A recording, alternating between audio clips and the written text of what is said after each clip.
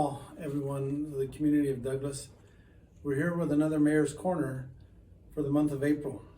We have some exciting things that are going on in the city of Douglas that we'd like to make you aware of, and also show you of the things that are beautiful in Douglas. I'd like to start off with the beautifulness that's going outside on the 10th Street side of City Hall. Thanks to the great citizens of Douglas, we had 36 rosebush donations, and those rose bushes have been being planted these past few days here at City Hall. The grass will be coming in this weekend, and so you'll also see that grass come in, which we're also very excited about. On other issues, the recently passed 1.9 trillion relief COVID bill that was passed by the federal government. Douglas is slated to receive 4.3 million of that to help offset some of the revenue loss that we have experienced during this COVID-19 pandemic.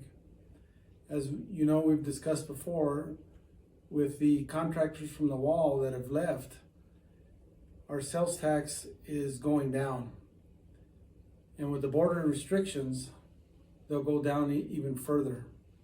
So we're grateful to have this $4.3 million that should be coming our way soon. In the way of economic development, we're really excited. More and more people are visiting Douglas and trying to see what's going on. Tourism has increased over the past month. We're excited to see that. But specifically for economic development, the city was able to sell a small portion of property here by City Hall to the people at Art Car World Museum.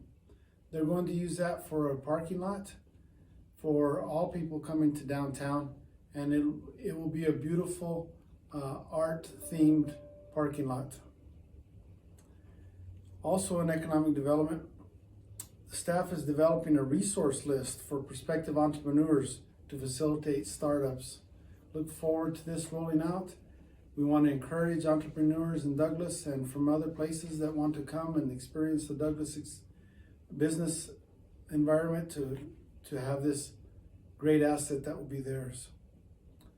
We've also had people coming down to invest in Douglas. Some of the projects we can't comment on specifically, but we're excited that they're coming forth, and we anticipate as the economy picks up that this will also pick up. So look forward to some exciting announcements that will be coming forth shortly. The property down on 3rd Street towards the border, APS was doing a remediation project there to remove some hazardous waste that has been there for years. That project is now complete. We're discussing ideas of what we can use that property for the benefit of Douglas. We've had some important visitors come to our area recently. Here a couple of weeks ago, Governor Ducey, along with Florida Senator Rick Scott, along with other dignitaries from our state government, came by to review the situation as far as migrants in the Douglas area. It was a productive visit. I was able to attend a small group roundtable with the governor to express what our desires are here in Douglas, not only regarding migrants, but regarding the port of entry reopening and the port of entry project. These visits, whether we agree with the politicians or don't, we always try to make it positive for Douglas, because we want them to know about this beautiful part of the state that we all know and love. Special thanks goes out to our Douglas Welcome Committee that is organized and ready to go should we have migrants come to our area that need assistance. So far today, we haven't had any in my last report, but we have these wonderful group of volunteers from Douglas that are ready and available to be able to help these people along their path. We've also had a visit this past week from Congresswoman Ann Kirkpatrick, her husband, and her staff. They also wanted to see what was going on firsthand with the migrant situation, but in a roundtable that we had with the staff, along with our interim city manager, Luis Pedrosa, and our county supervisor and English, were able to express to the Congresswoman the needs and priorities of Douglas. I'm happy to report that the Congresswoman said that the number one priority for their appropriations is the Douglas Port of Entry. So we have this advocate back in Washington, D.C. that loves Douglas and wants the best for us. Senator Mark Kelly also came by in January, as many of you know, to visit the border and specifically the Port of Entry.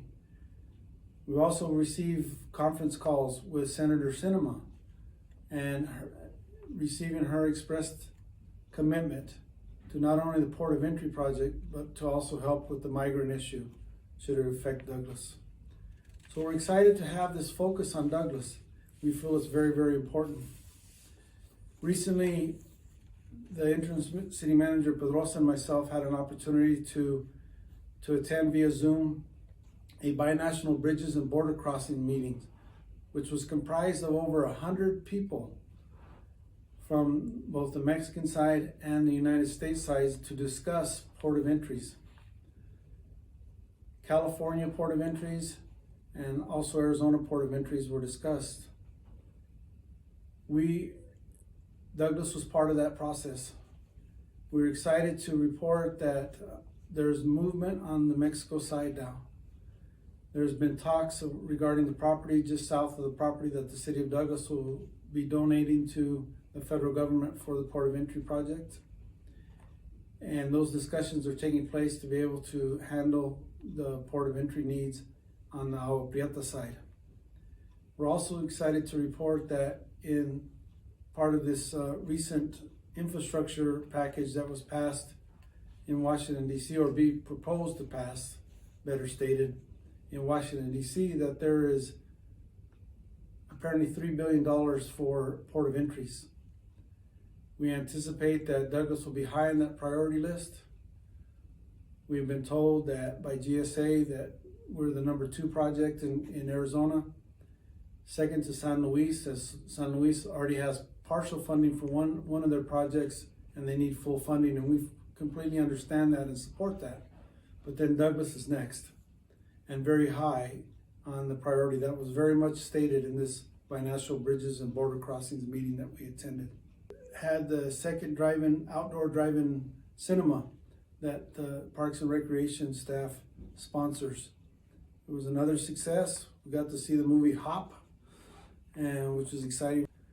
The Douglas Little League, Douglas Girls Amateur Softball, and Douglas Adult Softball Leagues are in their spring seasons right now, of course, following COVID guidelines. So we're excited to have that. Another exciting project is at our library. They received funds from the CARES Act to have a dial-a-story and community calendar function. So you can now call into the Douglas Library and listen to a story, both in English and Spanish, and also receive notifications on community events.